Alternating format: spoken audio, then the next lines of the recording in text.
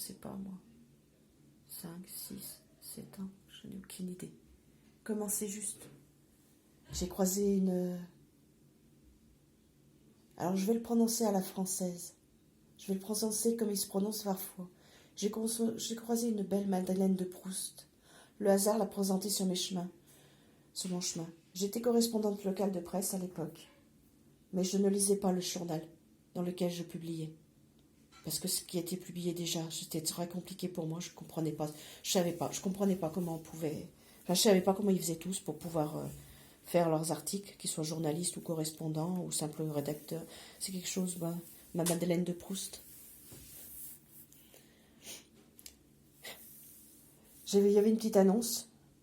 Moi, je voulais pas. Je crois que c'est mon homme qui m'a dit « Allez, pourquoi tu le fais pas ?» Et vu que à chaque fois, plusieurs personnes m'avaient dit « Allez, pourquoi tu le fais pas, correspondant? Pourquoi t'écris pas? Pourquoi? » Je me suis dit « Bon, allez, allons-y. Tentons l'expérience. »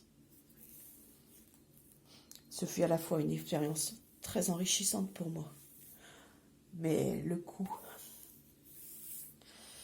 coup sur ma propre santé a été exactement à la hauteur de la richesse que ça m'a apporté.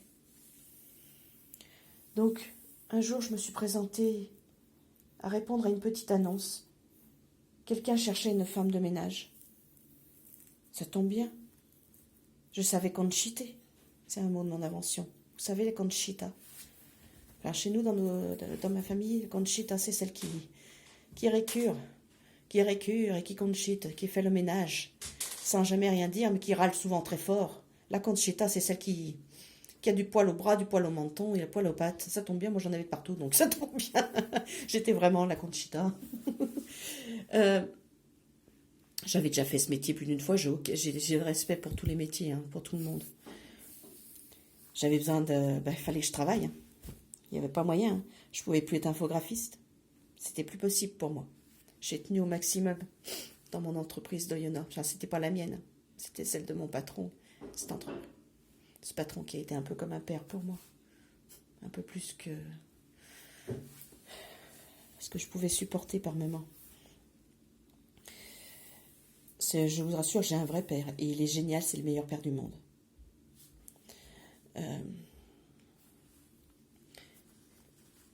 Donc je réponds à cette petite annonce. Je crois qu'elle était parue dans la Voix de l'Ain. Je suis pas sûre, mais il me semble qu'elle était dans la Voix de l'Ain. À moins que ce soit le Progrès. Journal local à Bourg-en-Bresse, ils étaient côte à côte, leurs locaux étaient côte à côte. En face de la préfecture, pas loin. Il dit vas-y. C'était anonyme, hein, comme toutes les annonces. J'y vais. Alors, vous imaginez pas. Je sais même pas comment j'ai réussi à y aller. Je sais même pas comment j'ai réussi à sonner. Quand ma future patronne m'a ouvert la porte,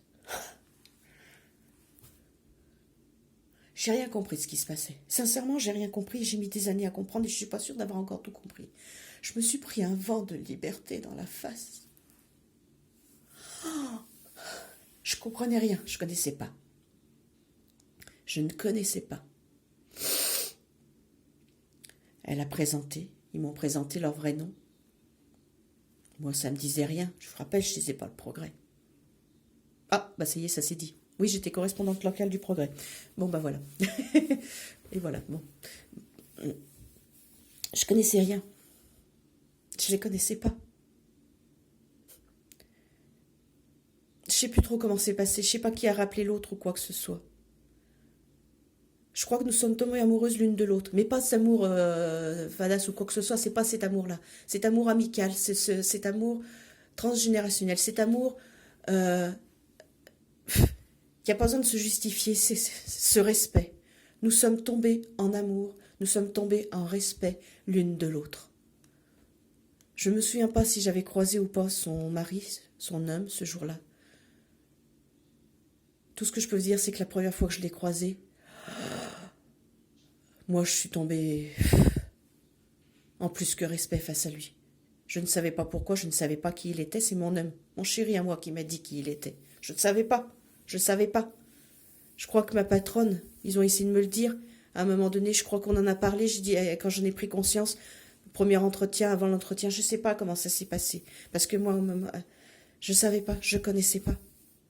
Je sais pas. J'ai répété certainement, parce qu'à ce moment-là, et comme je le fais aujourd'hui encore, je répète des paroles qui ne sont pas les miennes. C'est pour ça que mon langage peut sembler fluide. Mais c'est pas mon langage. Je répète des phrases et des mots, des expressions, tout ça. J'ai appris à les coller, à en faire des patchwork, à en faire des patchwork de langage. Je savais pas. Mais quand j'en ai pris conscience, vu que j'étais aussi correspondante locale de presse, c'est moi qui ai dit, bah non, désolé, là, ça va poser problème. Je sais pas combien de fois il a fallu qu'on fasse cet entretien. Ça s'est pas fait du jour au lendemain, mais ça a été très rapide. Très rapide, comme à chaque fois que quelque chose de vital croisait mon chemin. Cette femme, ce monsieur, rien que par leur présence, rien que par la chance qu'ils m'ont donné de pouvoir entrer dans leur maison pour l'entretenir, approcher leurs enfants. Je vous assure que moi, à cette époque, et même encore maintenant, et pourtant j'en aurais besoin, mais ça m'est impossible. Mais à l'époque, j'étais une louve, même pas une hyène, un lion, un jaguar, ce que vous voulez. Le premier qui aurait approché mes enfants, leur intimité, ce que je me tentais de leur préserver, leur apprendre à préserver. Je peux vous dire qu'à cette époque-là, personne n'avait le droit d'entrer sous mon toit. Et pourtant, j'étais obligée de l'ouvrir assez souvent. Pas pour moi, pas pour me protéger moi. Mon histoire fait que je voulais protéger mes enfants. Et ils étaient petits. Ils étaient encore petits. Ils ne savaient pas encore bien se protéger. Même s'ils ont su le faire bien avant moi. Bien bas, ouais. Pour bien des choses. Alors ma Madeleine de Proust m'a ouvert les bras de sa famille zébrée et sublime. Oh, sublime. À les fréquenter, j'ai appris ce que c'était qu'être un couple de parents. J'ai appris un peu ce que c'était aussi qu'être un couple qui se respecte. J'ai appris des tas de choses. J'ai grandi à leur contact. Et je leur ai fait le pire des coups de pute que je pouvais leur faire. Je leur avais toujours dit, vous inquiétez pas, je réussirai. Quand je pourrai plus, quand j'y arriverai plus, je vous dirai à temps. Je vous promets, j'en étais convaincue que j'allais y arriver. J'étais convaincue que j'allais y arriver. Le matin du 13 novembre 2017, j'étais convaincue que j'allais y arriver. Pourtant, je sentais que ça arrivait vite. Je savais que le corps était en train de lâcher. Je savais que ça y est, j'avais besoin de dormir. Mon corps avait besoin de se reposer. J'avais besoin de me reposer. J'avais besoin de me reposer. J'avais juste besoin qu'on me laisse dormir, sans me juger. J'avais juste besoin de ça. Alors, pas plus eux que mes enfants, que mes parents, que mon chéri ou quoi que ce soit. Mais surtout pas eux. J'ai manqué à ma parole, parce que cette promesse, je ne l'avais faite qu'à eux. Les autres, quand je l'avais faite, j'avais réussi à tenir parole. À peu près. J'avais réussi à tenir parole. Professionnellement, j'ai réussi à tenir parole la plupart du temps. Bien plus que ce que j'osais imaginer à pouvoir le faire. Mais là, avant de partir au boulot, le diagnostic d'autisme était en cours, mais il n'y a pas que l'autisme, vous savez. J'avais plus de doutes me concernant et la plupart du temps, ces doutes revenaient. Mais je ne savais pas l'expliquer. J'ai envoyé un mail, c'est tellement plus facile d'écrire. Et à ce moment-là, je pouvais. J'ai envoyé un mail à un médecin psychiatre, un jeune médecin psychiatre, au centre Asperger de Grenoble. Juste pour lui demander si par hasard il connaîtrait un endroit où je puisse à la fois me reposer, mais où je puisse être certaine que mes enfants puissent être en sécurité. Pas parce que je savais que leur père allait leur faire du mal, ça. Leur père, c'est le père J'ai eu le meilleur des pères du monde, donc c'est normal que je sois tombée amoureuse du meilleur des pères du monde. La perfection parentale n'existe pas nulle part. Mais à ce moment-là, je savais que le risque que je ne revienne plus jamais, le risque que je meure, parce que cette mort-là, cette agonie-là, je l'ai connue chaque jour de ma vie, et à chaque fois que j'en ai ressuscité, je m'en suis relevée affaiblie. Je croyais que ça allait être un peu comme ça, je croyais que j'avais du temps devant moi. Je disais, je sais plus comment j'ai tourné le mail, c'est une question de jours, de semaines, peut-être de mois, mais ça devient urgent. 3 ou 4 heures après, j'arrivais au boulot, chez mes patrons.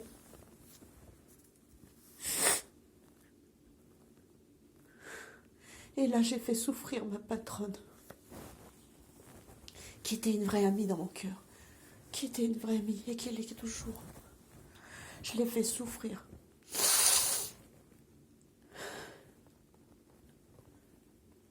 Comme j'allais faire souffrir ma propre mère, comme j'allais faire souffrir mon propre frère, mon propre père, mes autres amis, mon propre chéri, mes propres enfants par la suite.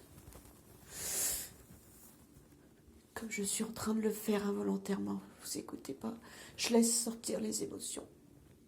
Il faut les laisser sortir encore un peu pour pouvoir taire le reste. Taire le reste. Alors, cette petite chef de Monsieur Seguin, je l'offre en priorité à mes enfants, à mon chéri, à mes parents, à ceux que j'ai gardés. Et je l'offre surtout à ma Madeleine de Proust et à son mari qui n'est pas son mari, à ses enfants qui sont réellement leurs enfants, à leur prince, leur petit prince, leur grand prince d'enfants, à leur chéri, à ses enfants, à leur famille, à tous. Je vous demande pardon, je vous ai pas trompé. Même si les apparences sont trompeuses, je vous ai pas trompé. La seule chose sur laquelle je vous ai trompé, mais je ne l'ai pas fait longtemps, je vous l'ai avoué très rapidement, c'est que je n'avais pas ma place parmi vous. C'était dangereux. Je peux vous assurer que j'ai protégé au maximum votre intimité. Vous le savez, j'ai souvent discuté avec vous, ma Madeleine. Ma belle Madeleine de Proust. C'est pas de l'amour pour me marier avec vous ou quoi que ce soit, c'est pas ce genre d'amour-là. Je vous ai dit, je crois, une fois, vous êtes ma grande sœur.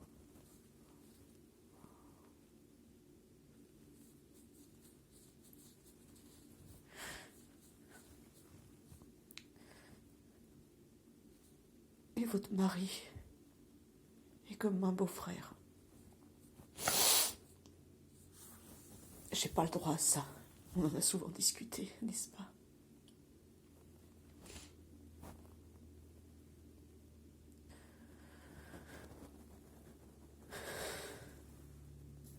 Faut pas vous inquiéter, c'est juste que c'est lundi matin et que le lundi c'est toujours un peu fatigué. Là, le week-end s'est bien passé. Mes 3 hommes ont été plus que formidables, ils le sont tout le temps. Mais moi j'ai été nulle, et je le suis aussi tout le temps.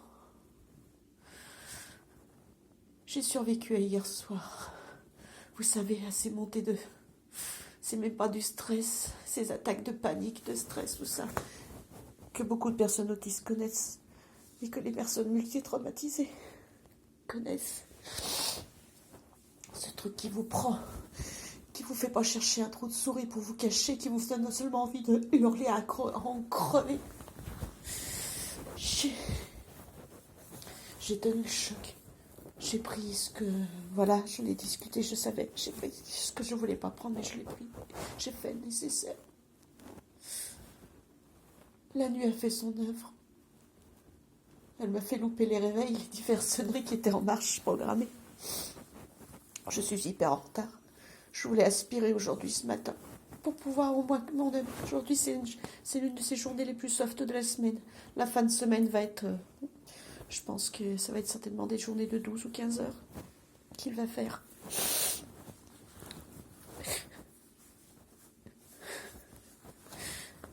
L'un de mes fils m'a demandé, à juste titre, mais tu ne demandes pas d'aide. Si, vous m'aidez déjà beaucoup, mais tu ne demandes pas, tu ne demandes rien, tu fais tout. Si, est-ce que vous allez devoir faire et que je ne suis pas prête encore? Il va falloir que vous fassiez, parce qu'à un moment donné, il va falloir soulager votre père. Parce qu'on n'a pas les moyens de faire venir quelqu'un à la maison. Financier. Mais que moi, j'ai pas les moyens. L'énergie pour faire entrer quelqu'un dans ma maison pour faire mon ménage. Parce que moi, je suis pas comme ma Madeleine de Proust. Je parle pas de leur argent ou quoi que ce soit parce qu'ils sont pas si riches que ça. La plus grande richesse qu'ils ont, c'est la richesse de leur cœur. C'est la richesse de leur cœur.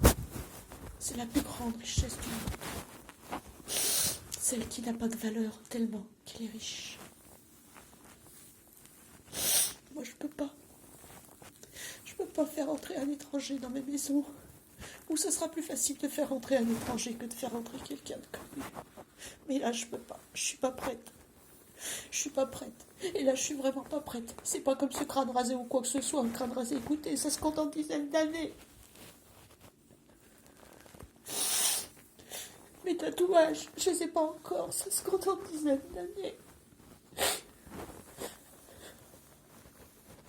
Me rendre compte que j'allais avoir besoin, à un moment donné, de faire rentrer quelqu'un dans ma maison pour faire du ménage.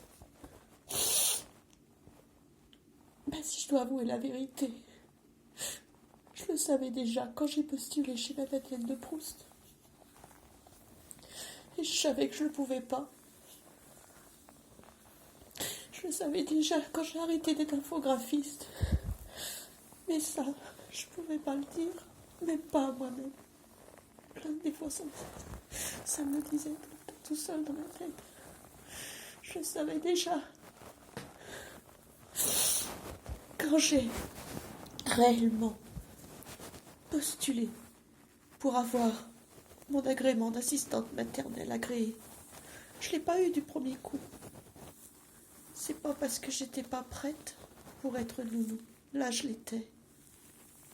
Mais j'étais pas tout à fait prête à laisser rentrer des étrangers chez moi. C'était plus facile de laisser entrer ses enfants. J'étais pas prête. Quand je les ai vus arriver, avant même d'être leur nounou. Hugo, je me souviens pas exactement. T'étais avec ton frère, t'étais avec ta maman. Je me souviens de Nathan. Je me souviens de chaque détail de Nathan. Ce que ça m'a fait mal. J'ai jamais su pourquoi. C'est la même douleur que j'avais ressentie quand j'ai découvert le fils aîné de mon frère à la maternité. La première fois. Et pendant longtemps aussi après, qu'il était bébé. Je ne comprenais pas. Je savais que j'allais pas être à l'auteur. Hugo, je le sentais. Je le voyais pas, je le sentais. Et je savais que je pouvais m'appuyer sur lui. Et je savais qu'il pouvait s'appuyer sur moi. Hugo et Nathan ont grandi avec moi. Parce que moi, j'avais déjà grandi avec mes enfants.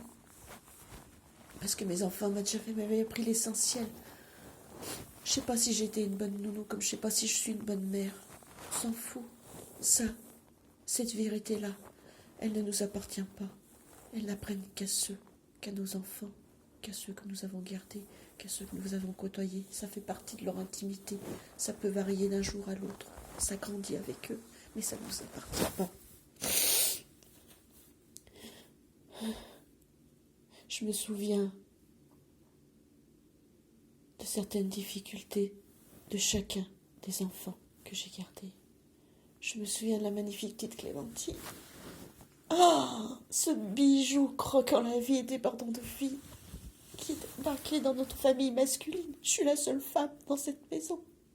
Pas tout à fait, parce qu'il y a toujours eu des chattes et des chiennes. Non, mais il y a vraiment des chiens féminins et des chats féminins. Et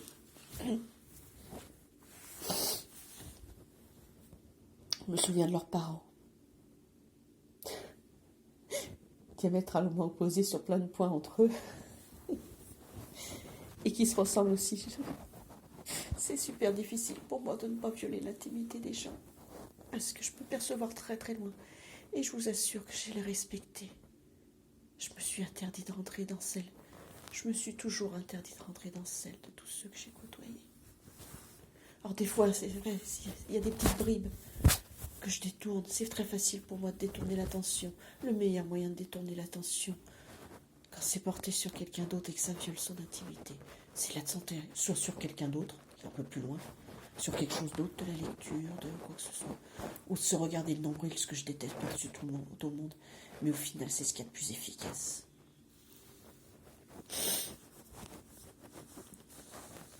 Se mettre des lunettes de soleil, se boucher les oreilles. Mais on peut pas avoir un scaphandre.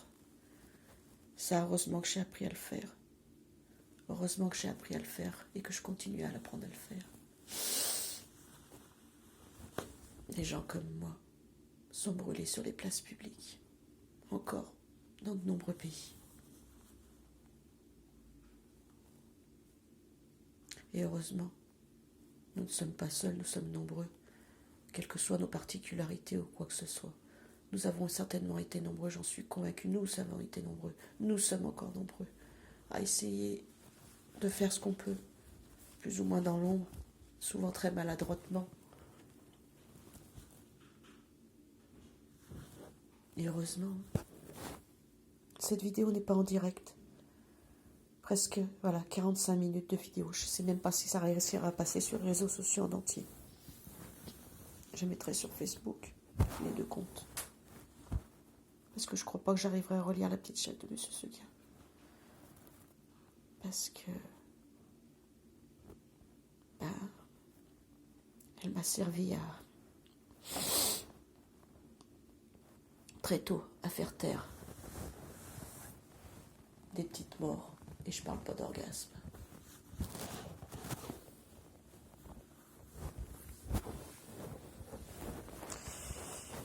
Papa, maman, ça va? Vous pensiez que l'adolescence de Franck avait été difficile, que la mienne avait été un peu compliquée? Voilà. Coucou, c'est votre fille? C'est votre fille. Vous voulez demander le divorce de votre fille? Vous avez le droit, hein. Et le pire, c'est que vous le ferez pas en plus. Maman, j'espère que tu vas bien. J'ai pas eu bien de tes nouvelles. En vrai, j'aimerais bien avoir de vos photos en direct. Hein.